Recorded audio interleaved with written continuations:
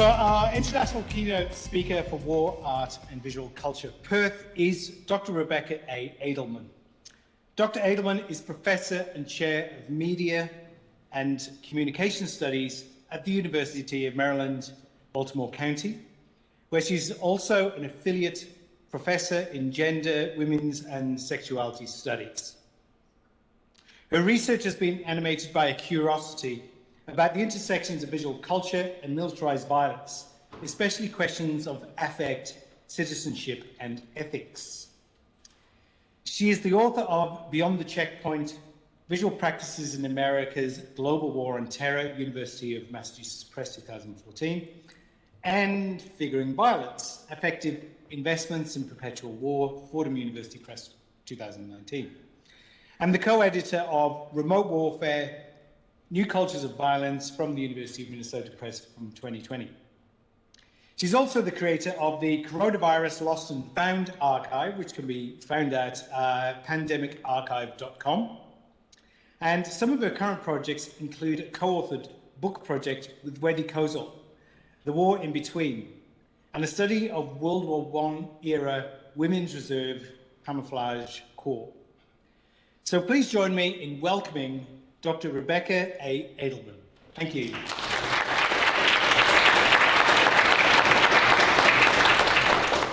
Hi, everyone. Thank you so much, Kit, for that lovely introduction, and to Kit and Yuresh for the invitation. Can everyone hear me okay before I launch in? Oh, can you hear okay? Yes. Yep. I see nodding. I'll take it. All right. So I am really just so pleased to be virtually with you this evening. I guess this evening. I really truly regret that I can't be there in person. The WebEx situation is a nice workaround, and it does simplify the wardrobe decisions a bit. Like, is she giving a keynote in her slippers? We'll never know. But I regret that we can't be together in person. I feel really fortunate that I'm able to join in this mediated way, and really just to follow in the wake of that ambitious and wide-ranging panel discussion. So I will talk here for about 40-ish minutes. I'm really eager for the Q&A that will follow. I know Kit also sent out a separate link to everyone with the slides for the talk. We don't need them yet, and I'll talk a little bit also about why we're doing it that way as opposed to the standard way. So thank you again. Thank you all for coming. Thank you all for setting down your canapes and returning to the space. I'm looking forward to conversation with you after my talk. So to begin, how do you know what you know about torture? And while we're at it, what do you know about torture? How did you come to know it? Who taught you? What's your degree of confidence in your knowledge? How do you assess its accuracy? Has anything ever made you question what you know about torture? What was the first thing you learned about torture? When was the last time you thought about torture? What is the benefit of your knowledge about torture? To whom does it accrue? What was the cost of acquiring this knowledge? Who paid it? Have you ever exchanged this knowledge for anything else? What is it worth to you, to anyone? How do you know what you know about torture? At least in the United States, the major debates about torture orbit around two questions. Is it right, and does it work? And before I go any further, I want to note the absurdity of this, that torture at all should be open for debate. But here we are. The first question is, of course, a moral question, which might also open on to more practical questions about legality and strategy. The second question about the efficacy of torture may be a tactical one, but it is also an epistemological one. Even at their most brazen, contemporary advocates of or apologists for torture would never promote torture for its own sake or as a form of punishment. Their justifications of torture always emerge from the conceit that torture is a way of acquiring knowledge, reframed as intelligence, that torture is more efficient than less painful forms of interrogation, and that it is more productive, insofar as it coerces people to divulge more meaningful knowledge than they otherwise would. On the other hand, opponents of torture, perhaps having abandoned the moral debate as unwinnable, often engage the second question, arguing against the epistemic usefulness of torture, claiming that it doesn't produce information at all or produces faulty information, untrustworthy intelligence, just because people will say anything to make the torture stop. In the US, these quibbles unfold in a context of general popular ambivalence about torture and limited political will to condemn it or sanction the people who authorize and perpetrate it. I see no real reason to expect either of those things to change, and certainly not because of academic debates about torture.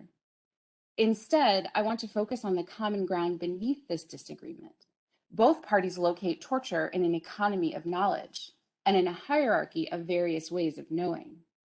How do you know what you know about torture? During my time today, I'm going to suggest that if we are opposed to torture on ethical grounds, we need to approach the question differently, through a posture of unknowing. I'm going to nudge us in the direction of unknowing through a consideration of two sets of drawings by Abu Zubaida, who has been detained at Guantanamo since 2006 and in US custody since 2002. Some of these drawings expressly depict the acts and apparatuses of torture. Others are much more opaque or almost entirely inscrutable.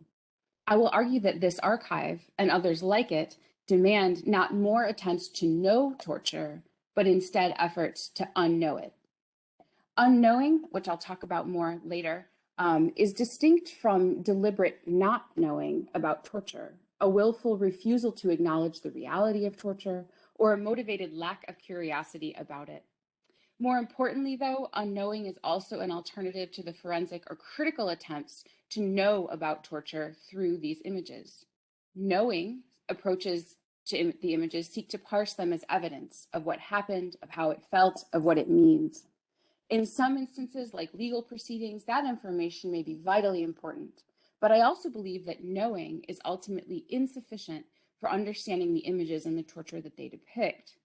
Torture orchestrates the destruction of systems of sense-making, and because torture separates the tortured from shared points of intelligibility with the rest of the world, it renders certain essential forms of knowledge fully inaccessible to outsiders. Confronting this aporia, unknowing might allow us to mark the limits of ability to understand images like this, while still accounting for the profound suffering that they record. Although they garnered some media attention, the images that I consider here have not achieved the same iconicity as other depictions of torture, like the photos of Abu Ghraib, and so may not be familiar to you. I don't think you need to see them to follow my argument. I'll describe them later in the talk, but will not show them on the large screen. If you want or need to see them at the time, you can access them using the link that Kit shared. I opted not to display these images in the conventional way for a few reasons. First, any act of reproducing an image involves an implicit claim of ownership over it. Although Abu Zubaida's lawyers, and hence presumably Zubaida himself, authorized the release of these images, I don't take that as blanket permission to circulate and display them in any way I see fit. Second, the form of mediation matters. Projecting images on a large screen like this risks spectacularizing them. As Yasmin Ibrahim and Anita Haworth note, in spectacular forms of torture like those inflicted on Zubaida, the pain of the condemned body is not recognized, nor is it reserved any sympathy, but becomes a canvas to constantly test the thresholds of pain and its attendant humiliation and compliance. No matter what my intention in displaying them, the risk of replicating this spectacular dimension remains. And in the event that you become bored by my talk, those images could become a distraction or a diversion, and I'd like to prevent that use. Finally, I recognize that some people watching or listening might have connections to the question of torture that are not, like mine are, purely academic, and so might find the images upsetting or overwhelming. I wanted to make the act of looking at these images optional, active, and volitional, rather than mandatory, passive, and incidental. And in any case, we don't need to look at them quite yet. The images I'll discuss are taken from two sets of drawings by Zubaida. One set was released as released by ProPublica, which describes itself as an independent nonprofit newsroom that produces investigative journalism with moral force, in May 2018. ProPublica obtained them through a Freedom of Information Act request about Zubaida's treatment that also netted thousands of pages of cables and reports about his interrogation, pre-capture diaries, and more. The authors of the ProPublica report describe the drawings as, quote, by turns haunted and bizarre. They write that even Zubaida's lawyers don't know what he was attempting to communicate in this act of creation. But they also argue that the drawings provide, quote, another glimpse into his mind, and that they often speak for him themselves when set against the backdrop of what is known about his treatment and his past. Of course, images never truly speak for themselves. We speak for them in our own languages. Claiming that images speak for themselves is a specious way of refusing our responsibility as spectators, our role in shaping their meaning. The other set of images was released by his legal team in December 2019 report called How America Tortures. These drawings are much more straightforward and indexical. They are also much more explicit. These 8 ink drawings depict various forms of torture that Zubaida experienced and appear in the report alongside excerpts from an analysis of U.S. Central Intelligence cables, the CIA, cables about torture. The report emphasizes the uniqueness of the drawings, a quality it underscores by reproducing them twice within the same document, and their revelatory quality. Notably, his legal team emphasizes both that Zubaida holds copyright to the images and consented to their publication in this report, and there's no such reference to any such consent in any other collection or reproduction of the images that I've seen. So just a little bit of background about Zubaida.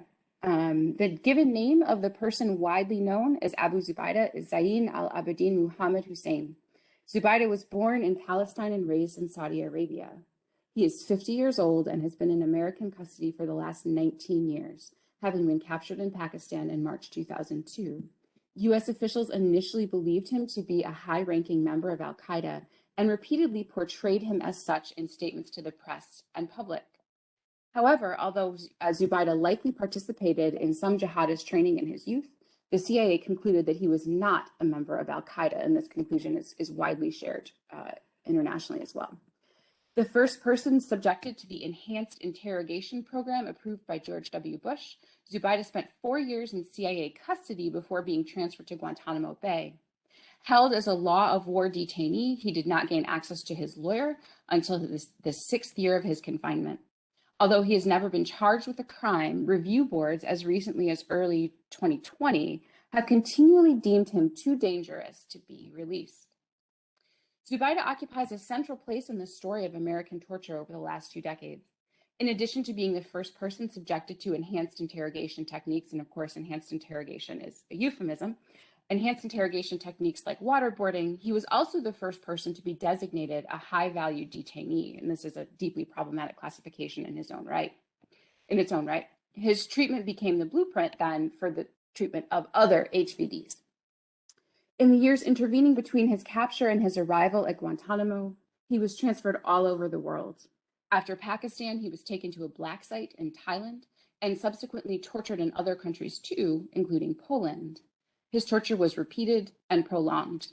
U.S. operatives cycled through a variety of tactics in a bespoke torture program that included not just waterboarding, but confinement, sleep deprivation, sexualized humiliation, and physical violence. In late April of this year, the U.S. Supreme Court agreed to decide whether the U.S. government can block Zubaida from subpoenaing the psychologists who were employed by the CIA, the psychologists who designed and implemented the plans to torture him, and this is in connection with an ongoing criminal investigation in Poland. Following a lower court ruling on this matter, both the Trump and Biden administrations submitted briefs insisting that the release of this information would imperil national security. Zubaida is currently held in the highest security and most secretive facility at Guantanamo, Camp 7. Despite this, or perhaps because of it, he has long been an object of public fascination. Al Jazeera, for example, published an extensive collection of his diaries. I'll talk more about the media coverage of his drawings. So even as he is held at an essentially unbridgeable distance from the rest of the world, Zubaida has a public presence, albeit an extensively mediated one. Zubaida, or the figure of Zubaida, does a great deal of discursive work still after 19 years in ongoing debates about torture. As Neil Ahuja notes, state and media organizations alike have constructed a flexible image of Zubaida, representing him as both strong or willful enough to withstand typical interrogation and beset by minor neuroses like a fear of insects that could be exploited. People on both sides of the debate about torture have invoked the example of Zubaida's treatment to bolster their claims that, in Ahuja's terms, US practices are either relatively humane or sadistic.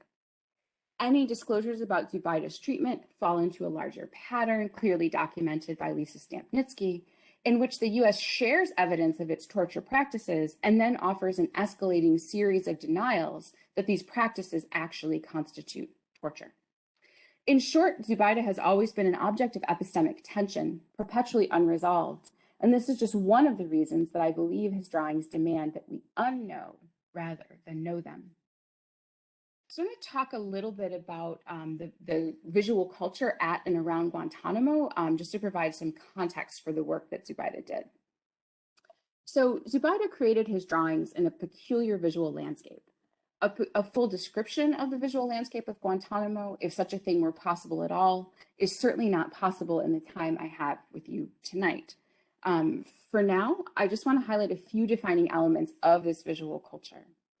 First, although the visuality of Guantanamo is tightly regulated, the facility is not and was never meant to be invisible.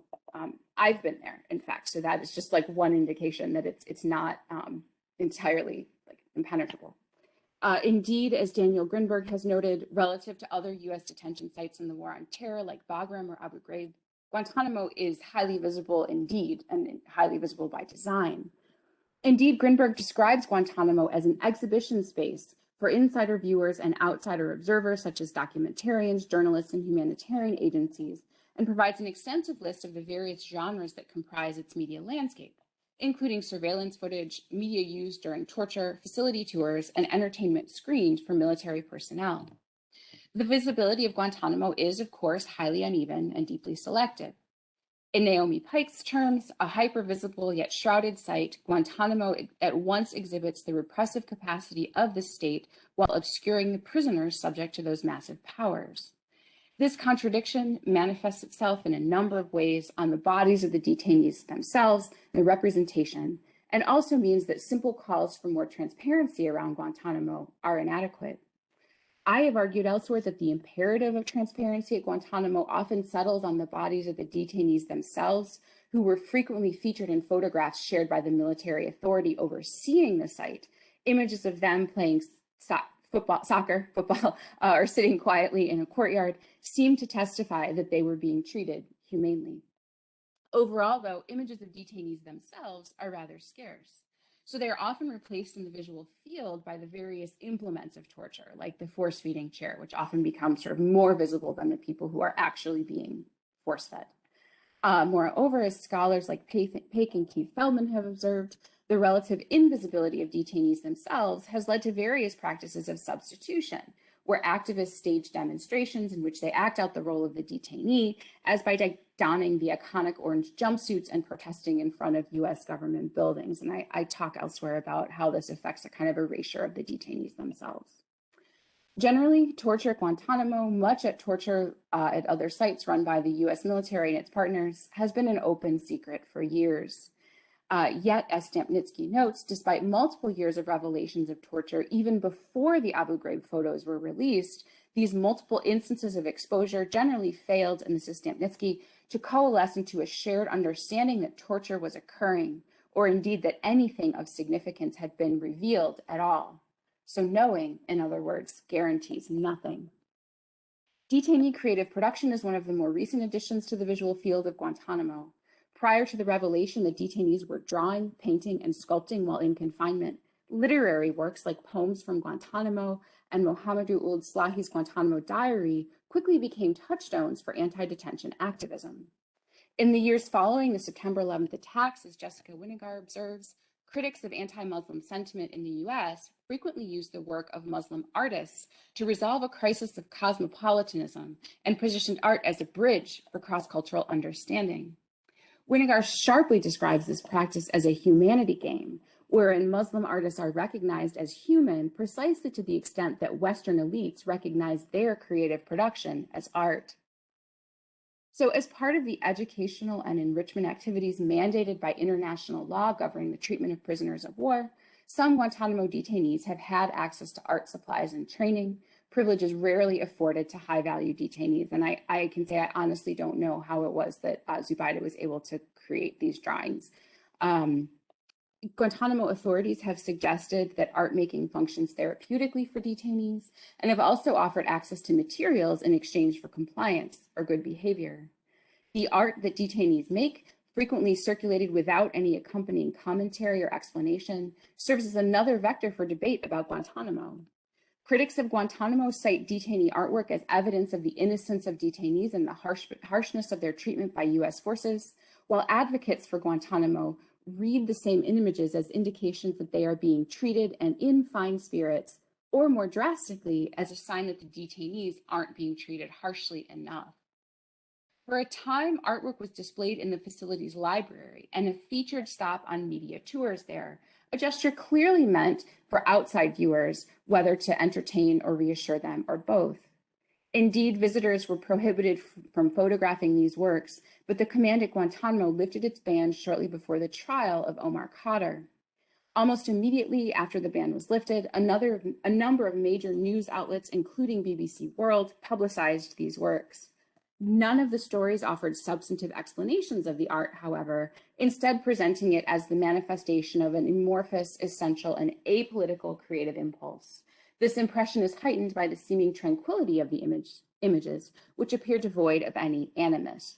The apparent neutrality of visual art by detainees makes it possible to imagine its creators as calm or quiescent, even as the ostensible lack of a political message invites us to look and imagine more deeply on the hunch that surely there must be something unsaid or encoded here.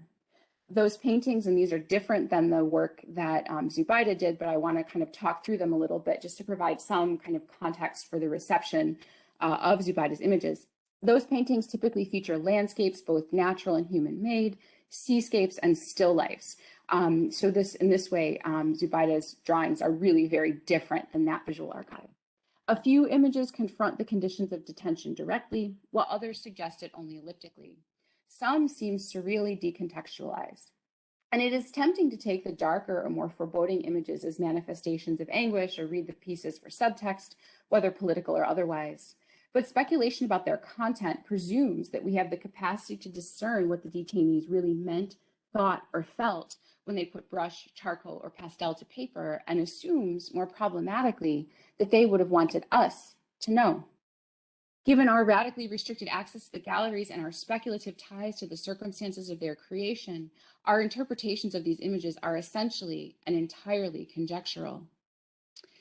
After a controversial exhibition of paintings and sculptures called Ode to the Sea that opened in late 2017, the Department of Defense determined that artwork by detainees was property not of the artist, but of the United States government itself. Parenthetically, Ode to the Sea it was really a remarkable project and actually just a model of ethical care for detainee artwork. In any case, this prohibition drastically decreased the circulation of detainee artwork outside the facility. Notably, however, the New York Times reported that Zubaida created the second set of drawings, which we'll talk about in a moment, the ones that expressly depict various scenes of torture, not as art, but as legal material that was reviewed and cleared with one redaction for inclusion in the study by his lawyers where they were published. So although Zubaida apparently believed his drawings to be something other or more than art, the public response to them was very similar to that elicited by detainee artworks. And as such, the debate kind of fell out along similar lines. When we look at the work from a vantage far removed from Guantanamo, the superficial transparency of the artifacts folds in on itself. Regarding the art as the expression of a basic human creative impulse sentimentalizes it. Beyond the aesthetic pleasures of spectatorship, some of the art is quite lovely. This humanist approach understates the violence of detention, presumes a limit to its power, and enables a hope that it can be forgiven. Even those images that represent detention, those locks and closures and cells, can be readily assimilated into a simplistic, common sense understanding of incarceration, a reframing that strips indefinite detention of its extraordinary character. Simultaneously, idealizations of the creativity underpinning this work make it possible to believe that the destructive power of indefinite detention can be mitigated or offset. Leaning too heavily on detainee artwork as a sign that all is not lost in detention readily exonerates the United States for its action. I write at length about this in my most recent book, Figuring Violence. There I demonstrate, and I think for the sake of time tonight, you'll just have to take my word for it, that the discursive management of detainee artwork entails the preclusion of possibility that detainees might be angry at the United States or that the United States might be beyond redemption. This denial of the possibility of detainee anger then functions to secure visions of American exceptionalism. The foreclosure of detainee anger creates space for righteous, vicarious anger on their behalf, which then, of course, appears as further proof of American goodness. In the conclusion to my book, I advocate instead for anger rooted in a radical and unsentimental attention to the suffering of others, not to consume or exploit it for the pleasures of sympathizing with them, but as an expression of commitment to finding meaningful responses to their predicaments. This anger would resist the temptations of self-aggrandizement and the solipsism that insists that feeling, bad, sorry, or otherwise, is enough. Now, of course, this is tricky. As Ben Anderson and others have noted, power works affectively, so we can never assume that any kind of emotion is uncomplicated or pure. Kitt and Urosh actually offer a more pointed and compelling critique of my argument in their forthcoming book, Images of War in Contemporary Art, Terror and Conflict in the Mass Media. I'm so excited for everyone to read this book. They contend, against kind of my argument, that what is warranted is not more emotional intensity, which locks us into a perpetually suspended moment. And so when they asked me to come do this keynote, their provocation was very much on my mind. So I wanted to see if there was another way of responding to the facts of indefinite detention and the images of it that Zubaida has rendered. I believe that this archive demands a different approach, one that is rooted neither in intense emotionality or purely intellectual inquiry. Without reifying a division between intellect and emotion or a hierarchy between them, I want to think about the limitations of various critical approaches to these drawings and do this as a way of moving toward a different, unknowing approach to these images. So a couple of the problems with knowing. Of course, knowledge about torture is heavily regulated inside and outside Guantanamo. This regulation means that detainees are often prohibited from getting information about their own cases or circumstances. And in the instance of things like force feeding, they are often not even privy to the details of their own medical histories, like their weight. In addition to withholding this vital information, guards also control detainees to access to entertainment media, restricting or using it as a reward in what Grinberg describes as an attempt at affective pacification. Of course, the obverse of this restrictive practice is the mediatization of torture, as through the use of loud or repetitive music or photos and videos to extract more information. At the same time, outside the facility, the use of tactics like waterboarding and force feeding became open secrets. In recent years, the purpose of Guantanamo has shifted to indefinite detention of men who will presumably never be released, even as they have not been charged with any crimes. Reflecting on this change, Keith Feldman argues that incapacitation has replaced interrogation as the key activity at Guantanamo now. Nonetheless, the U.S. is still working actively to manage information about its interrogation practices. So before detailing the problems with attempting to know these images, I want to offer a few clarifications. When I advocate for an unknowing approach, I do not mean to discount the importance of documenting torture or the ways that such documentation might foster accountability. Documentation is obviously crucial for many reasons, not the least of which is that the U.S. has actively pursued so-called clean tortures that leave no visible evidence. Waterboarding is precisely such a practice. As Michael Richardson notes, it is especially pernicious because it threatens death, but often leaves no permanent bodily trace. And as many scholars have noted, the increasing preoccupation with having visual proof of torture can actually create more plausible deniability for states in cases where that visual proof is absent. So I'm not defending, of course, the US government's systematic attempts to withhold information about torture from the American public and the rest of the world. Instead, I offer unknowing as an intervention at the level of spectatorship and critique, and because this is where I believe most of us listening tonight will engage these images. I want to distinguish unknowing from not knowing, which I understand as a deliberate refusal to acknowledge in the US that our government authorized torture and a motivated lack of curiosity about that torture. At this point, even if the details of torture are censored, classified, or debated, it would be virtually impossible to not know that the US government has tortured detainees during the long war on terror. Not knowing is willful ignorance, active denial, strident disavowal. Not knowing is part of the process that erases enemies in the discourses of militarization, that renders them, in Matthias Delorey's terms, blanks in that discourse. Unknowing is not the same as not caring about the truth.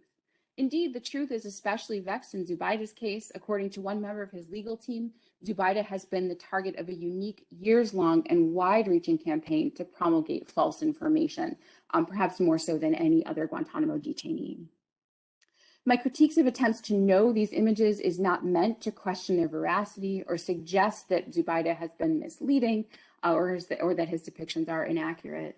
Mostly, I am concerned about the limits of scholarly work in the face of phenomena like torture and indefinite detention. That scholars have been lamenting Guantanamo for 19 years to little appreciable effect suggests not only the need for some intellectual modesty, but also for another approach. Attempts to know torture through these images is problematic because torture is a process designed to fracture the subject and indeed to fracture knowability itself. Anderson notes that torture is engineered to foster a complex of feelings, debility, dependency, and dread. In its brutal cultivation of these feelings, torture produces an absence, namely what Anderson describes as the absence of a subject who can relate to his or her environment and make sense. For this reason, we ought to be skeptical of our own sense-making capacity, particularly when we approach the subject of torture at such a remove from it.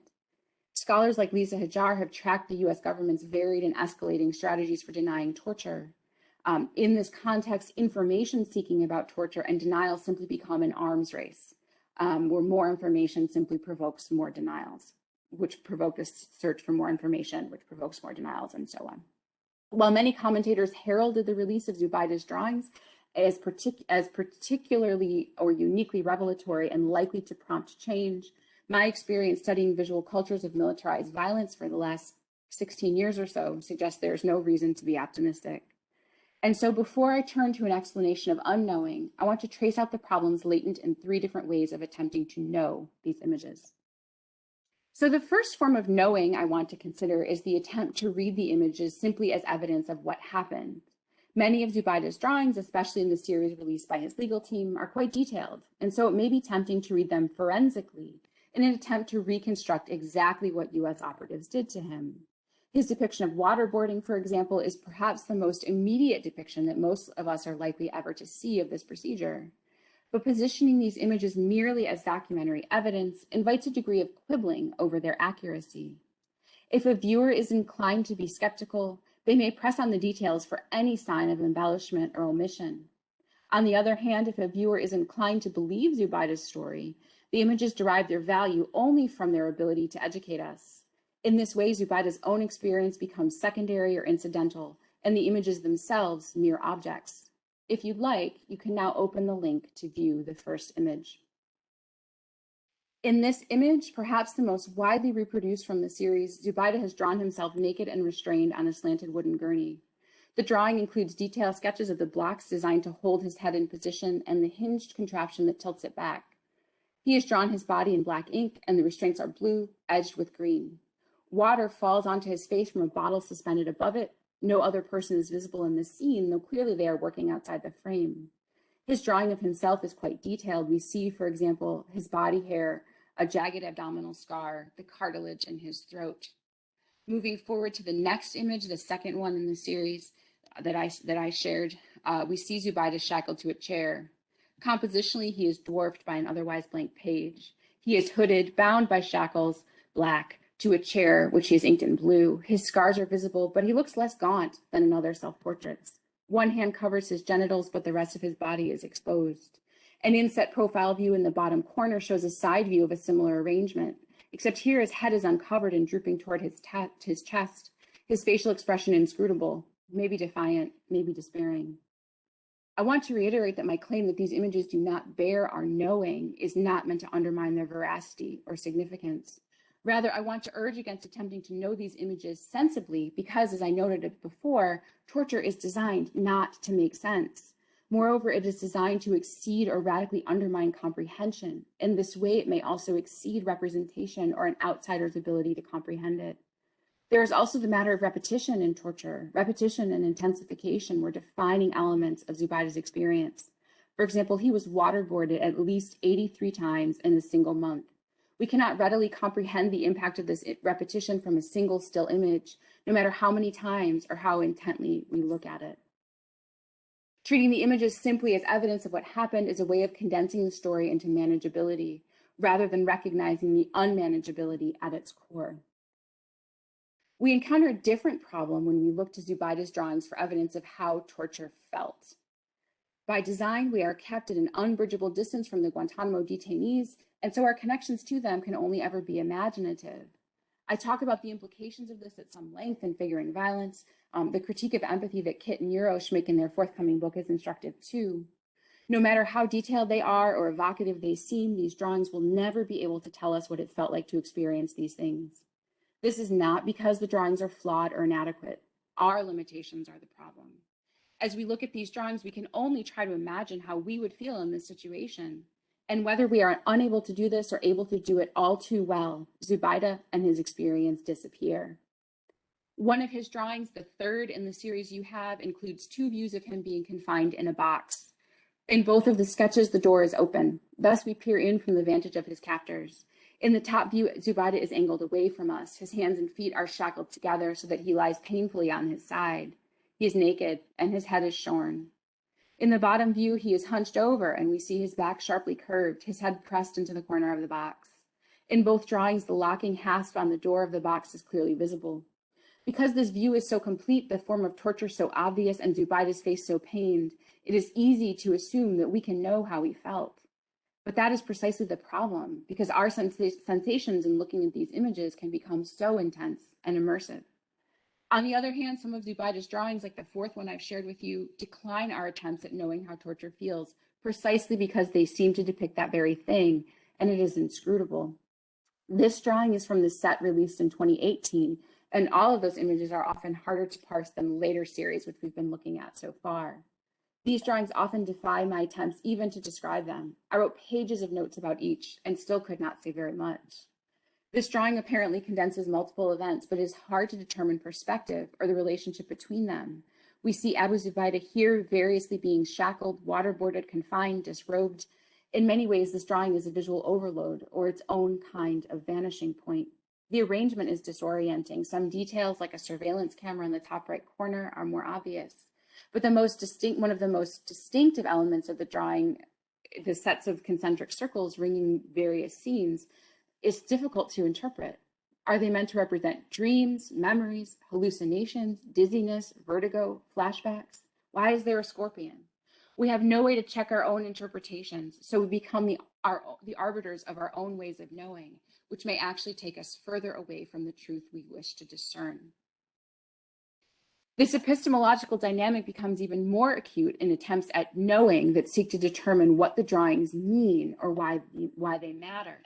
Particularly in the US, these queries evolve quickly into solipsism, thus affecting the ultimate disappearance of Zubaida at the very moment he becomes most visible.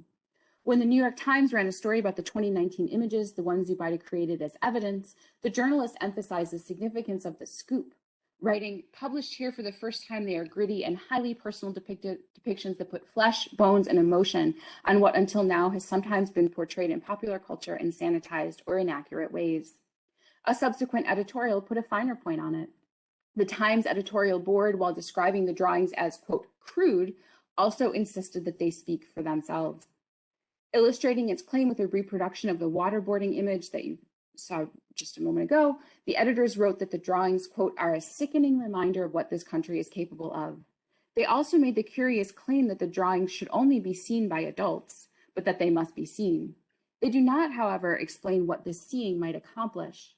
The hundreds of comments posted in response to the story of Zubaida's drawings, and I read all of them, about the images clearly reveal the problem with knowing these images as evidence of what torture means for this country. There were countless references to weeping or feeling sick at the sight of the images.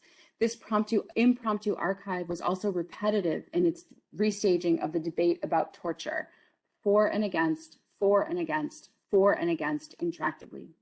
One commentator noted that she was struck by the power of these images and continued, "I'm sure the torturers thought they were safe since no cameras were present. The artist conveyed so much in these simple drawings. They are a tribute to our human capabilities of strength, emotions, and connection," end quote. Approaches like this reduce the drawings only to their value to foster connection with others, who then receive the benefit of their edification.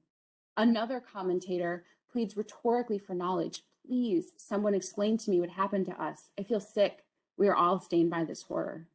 Of course, I don't want to press too hard on the individual comments, but they do reveal larger patterns in the attempts to make sense of torture by reconciling it or deeming it irreconcilable with American identity. And there was also a long back and forth in the comments prompted by one commenter's claim that these were artistic images, not depictions of fact.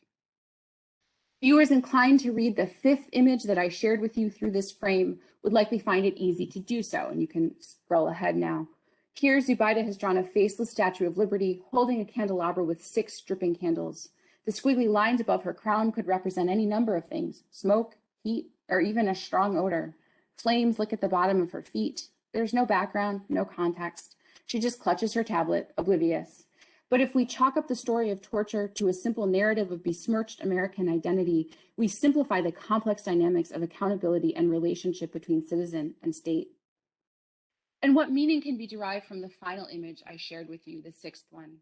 Like the previous one, it is part of the 2018 series. It features a winged furry creature crouched tightly on a pedestal. Its arms are folded tightly and resting against its thighs, just barely visible above the kneecaps and forearms. It has long claws on its hands and feet, dripping some kind of dark liquid, probably blood. Its tail wraps around the base of the pedestal, which seems just large enough to support it, while its wings extend beyond the frame. Horns, pointed ears, an expression that is so hard to read. The creature looks menacing, but its wide eyes make it seem almost fearful. I spent ages looking at this image, even longer trying to describe it. What can I possibly learn from it? If I take it as a sign that Zubaida has been utterly broken by his torture, then I discount any possibility of his agency. If I take it as a sign that he hasn't, that he is still feisty, critical, and resistant, I risk understating the weight of what has happened to him. So I end my critique of knowing with this image in part because it points to the futility of the attempt. All attempts at knowing these images are predicated on the assumption that knowledge will make a difference. As Stampnitsky notes, dominant approaches to thinking about secrecy and openness tend to be premised upon a valorization of transparency that assumes it just works. Efforts to excavate or extract knowledge from the images presume that it will disabuse proponents of torture of their tolerance for this kind of violence, or shock the American public out of its complacency around it, or beget some kind of justice or accountability. One of the things that I know about torture is that none of these things have yet happened in any meaningful way. All of this leads me then to my argument about unknowing as a posture that might inform a practice of working to apprehend, maybe rather than comprehend, the images. Unknowing is an active way of marking the limits of our capacity to understand, of holding in suspension all that we cannot know and all our urges to know it. Recognizing the centrality of representation to contemporary forms of torture, unknowing these images is a potential way of opting out of that system. First, unknowing is an acknowledgement of the other's subjectivity and interiority, and resists the forensic temptation to read images as transparent mirrors of them. Unknowing is a way of preserving a right to privacy, a refusal to pry. It also recognized that torture is designed to act on these very terrains of being. Unknowing makes no demands on the other's subjectivity, requests no additional exposure. It also recognizes that the interrogation process is not designed in Talal Assad's terms merely as a source of information. Instead, Assad writes that the site of torture is also a site where a particular kind of identity is typified and dealt with, and where the secrets of a danger are laid bare in the war against terror, which is a permanent state. I appreciate this quote because it points to the reshaping of subjectivity in and through torture. Unknowing recognizes that it may be reshaped beyond our ability to comprehend it. Inherent in the work of unknowing is a resistance of the temptation to speak for others. The oft-repeated claim that Zubaida's drawings speak for themselves seems paradoxically to register as an invitation to explain what they reveal about Zubaida's circumstances. Unknowing, on the other hand, does not assume the capacity to divine what Zubaida or any other detainee would say to us, if only they could. Unknowing also recognizes the limits of imagination. I explore at length the problematics of imagination in figuring violence, but in brief, I describe imagination as a motivated act of imposition, a lamination of our own beliefs about how a particular being experiences or ought to experience militarized violence. Such imagination is problematic, I argue, because it involves relatively privileged actors, like me, imagining the feelings of others who are far more imperiled and vulnerable. Imagination assumes that these others, who are likely to have experiences of militarized violence that are radically different from ours, can be known by outsiders, and we are the outsiders, smart and qualified enough to do it. Unknowing is an alternative to this. Unknowing is also an alternative to empty gestures of empathy, and here again, I'll point you to Kit and Yerosha's forthcoming book and their bracing critique of empathy in visual cultures of militarized violence. Empathy here requires a certain set of knowing assumptions about what torture does and how it feels, assumptions that can only ever be rooted in our own experiences. Unknowing avoids replication of this dynamic. Relatedly, unknowing is a gesture of respect for the specificity of torture as a category of experience. I should probably confess, as I'm nearing the end of my talk, that I don't actually know, in any meaningful way, what I'm talking about here. In fact, this is crucial. My interest in unknowing was sparked in part by Michael Richardson's claim that perhaps the problem for torture and language is not simply that representation reaches its limits, but that the limitations of the figural and direct as modes of expression are exposed. Unknowing is a way of marking those limitations, not giving up on the encounter with them or attempting to muscle through, but instead thinking along the edge that they create. Unknowing also acknowledges the limits of what critique can accomplish. This doesn't mean we shouldn't think or write about torture. It just means that overstating the significance of our work or the power of our work won't make it so, or do any favors for the people we might actually want to help. Unknowing is a way of recognizing and at least partially relinquishing the privilege of having access at all to this knowledge. Guantanamo detainees operate within a sharply lopsided economy of knowledge, an imbalance that manifests, as I said, in them being routinely denied access to information about their own legal proceedings, and in more mundane ways, like their prohibition from presuming the library on site. In such a context, what can our knowledge production do? After all, the stated purpose or justification for torture is usually the extraction of knowledge from a recalcitrant subject. Always, as Anderson notes, government action around torture is about the protection of information, whether in training military personnel to withstand torture by others, or by engaging in the act of torture with the goal of producing subjects who cannot bear the environment, who cannot live through such conditions, and who will disclose information to their captors and ultimately be neutralized as an enemy. In Zubaida's case in particular, as Ahuja notes, he has often been portrayed as especially mysterious, especially in need of deeper or further examination. The impulse to probe his images in the same way is arguably an extension of this. Unknowing is a refusal to participate in any kind of version of this interrogation. I'm just about done. Relatedly, while knowing approaches to the images situate them as evidence of that holds the key to justice, unknowing, by refusing to do this, also refuses to be naively optimistic about the potential of the national or international justice system to provide redress for torture. In the US, the movement to try Guantanamo detainees in the criminal justice system or close the facility and transfer detainees to prisons on American soil has never really gained traction. Andrea Zevnik argues that there is no real public appetite for this, but rather a wish for the appearance of this appetite. In any case, the US has used exposure of torture secrets to strategically justify its own practices, as when it authorized the publication of the Guantanamo Diary. While the extensive redaction of the diary simply excised those bits that threatened America's preferred narrative about itself, the fact that the US military allowed it to be published at all seemed to prove that this is a free, just, and transparent nation. This belief then mostly eclipsed all evidence to the contrary. So then, what can we do with our unknowing? It may be that the answer to this question is not much. I'm running out of time and eager to be in conversation with you. And anyway, I don't want to be too prescriptive about what unknowing might entail.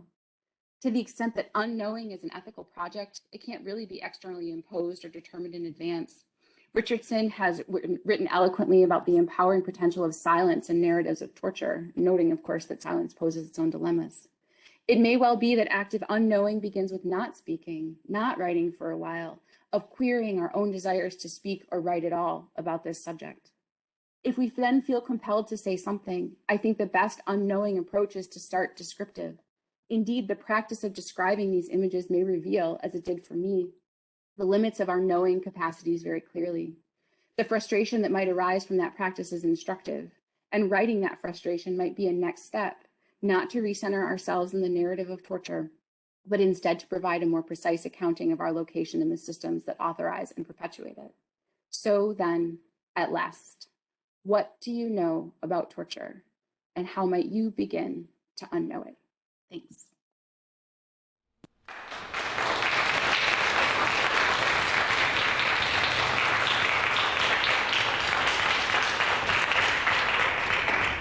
Great, thank you, Rebecca. That was fantastic. Thank you. Any questions or comments? Yeah, Sky. No, it's okay. I wanted to ask, you talk about the limitations of just feeling or trying to understand.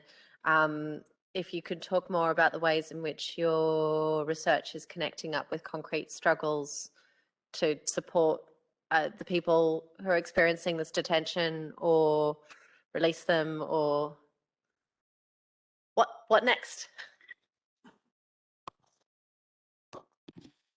That's a really interesting question, and one of the challenges that I encountered, especially in writing this book, is that I often found myself in the position of kind of critiquing strategies for like critiquing anti-detention activist strategies, and that was a really tough position to be in, because of course I agree with the impulse, and we're on the same page, but my critique had been that very often these strategies, particularly in the US, and I don't know much about how this dynamic kind of plays out in other parts of the world, but particularly in the US, most of these strategies, both like rhetorically and in some cases even practically, were sort of based on this invocation of American exceptionalism, right? And so kind of claiming that one of the problems with torture is that, oh, Americans are better than this, right? Or that the torturers have kind of besmirched American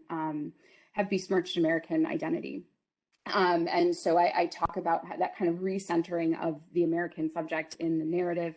I talk about the kind of strategies or the problematics of the practice of kind of like symbolically embodying the detainee by donning the orange jumpsuit, or just kind of taking their place in the visual field. That I talk about the problems with that kind of erasure. So those are some of the concerns that I have about this, and I think that those concerns are. Or I think it's particularly kind of perilous in this case because because we're held at such a remove from the detainees. Like there's no way for them to ever really speak back while they're detained.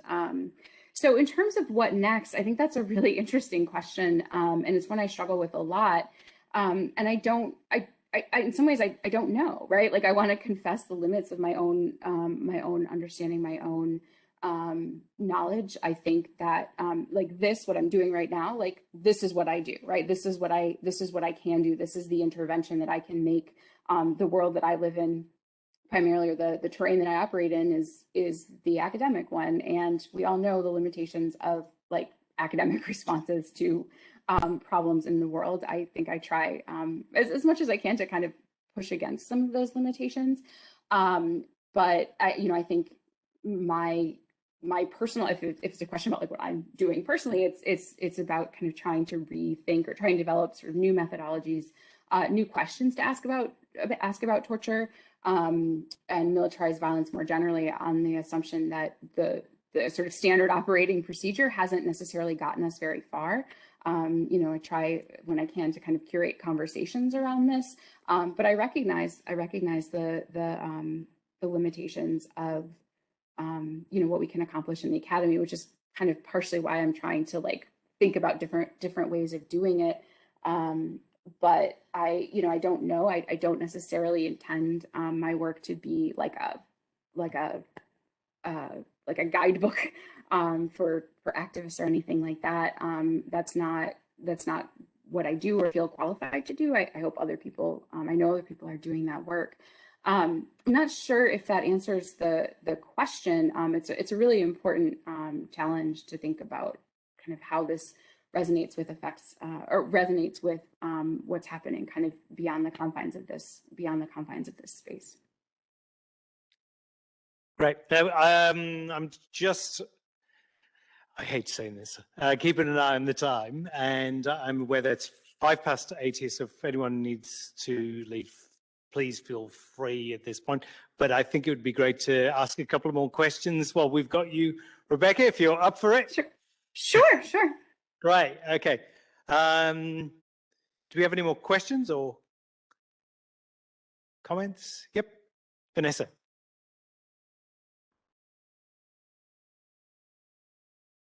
I wanted to ask about co-creation. So you're very particular about describing the images that Ali Zubaida created and boundaries of what we can understand through his images and so on. To what extent do you think, just following on from Sky's question about if we wanted to do something outside the confines of academia and make ourselves useful to movements and so on, what is the role of co-creation, of narratives, of artworks, of drawings that we're actually doing not by ourselves as observers who haven't experienced torture and so on, but working with others to represent such experiences? What's the role for collaborations, I suppose, is what I'm sort of getting at.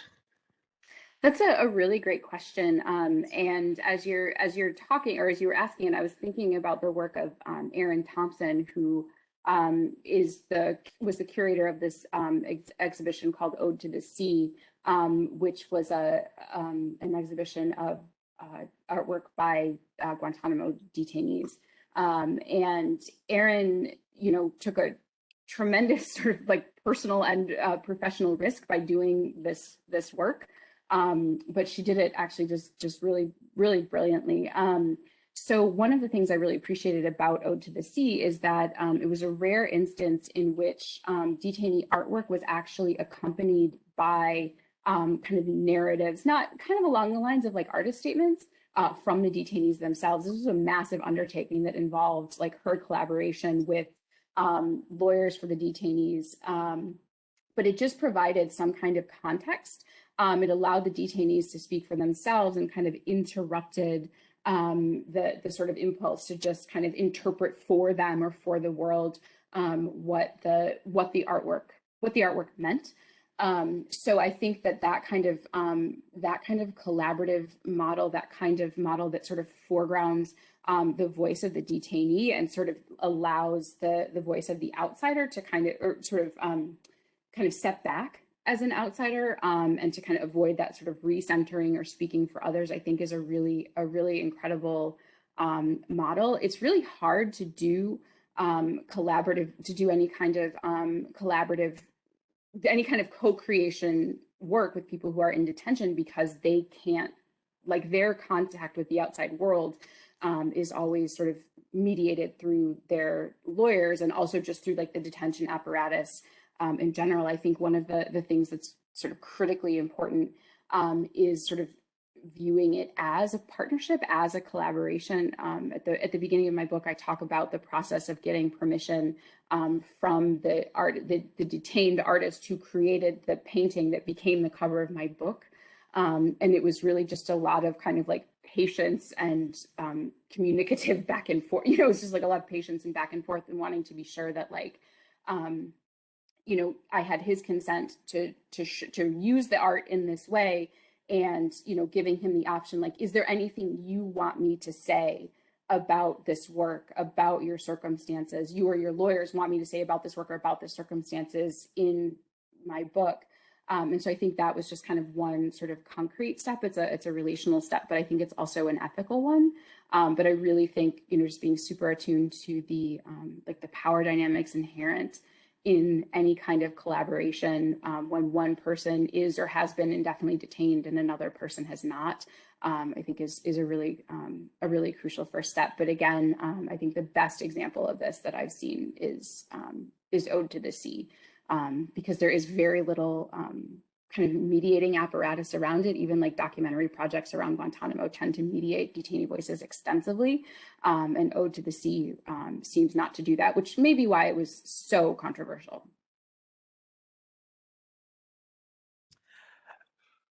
Any other questions? Okay, I don't know if you've covered everything or if people just want to go home now. I just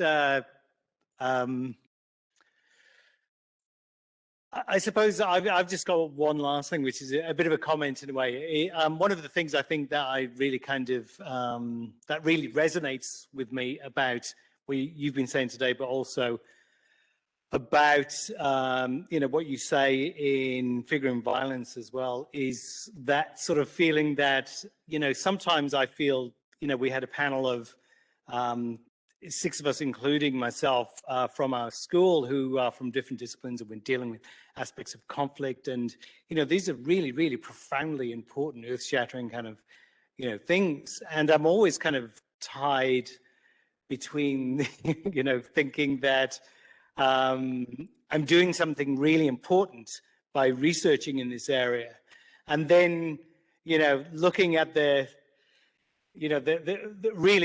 citation indexes and things like that, which are actually show the extent to which the work we do as academics has an impact, and I think that what we do, I think doing things like this evening, for instance, I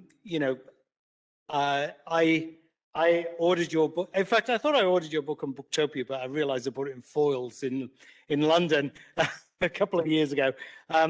But just coming across your book in a bookstore in Charing Cross Road, and here you are talking remotely in Perth. And I think that the more that we can create sort of networks in which our ideas can circulate, I think is one way in which we can at least have an impact amongst each other.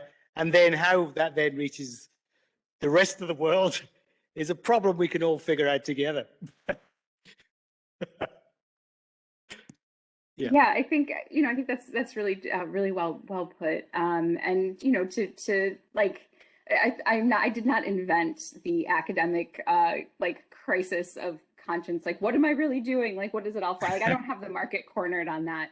But I think just the fact, I truly believe that just the fact that like asking the question, like, what is this? Like, what is this for? Who does this serve? I truly believe that puts us at least a little bit ahead, because it shows that you do care, right? It shows that you do feel a sense of accountability to like the broader world. And like, oh God, don't ever look at the citation metrics. Like, that's just a terrible practice in general. It's like reading you rate my professor's reviews. No, I was really going to the bottom of the, yeah, don't do that.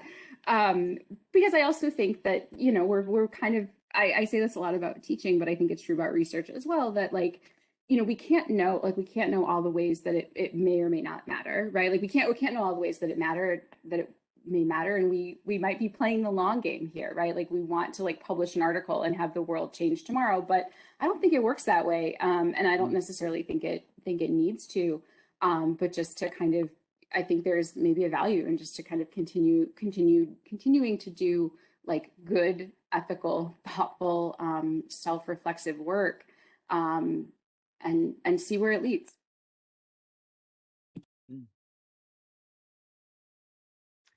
Okay, any more questions, comments?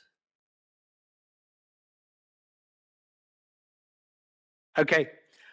Well, thank you so much, Rebecca. It was a real pleasure.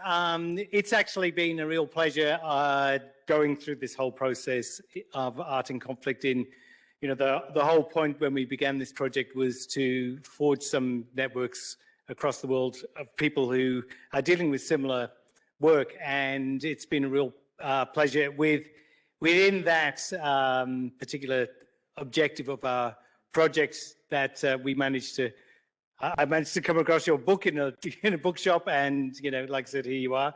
And it would be great to keep in contact, and if there are any other further questions, I'm sure people will be happy to either send me an email or you an email.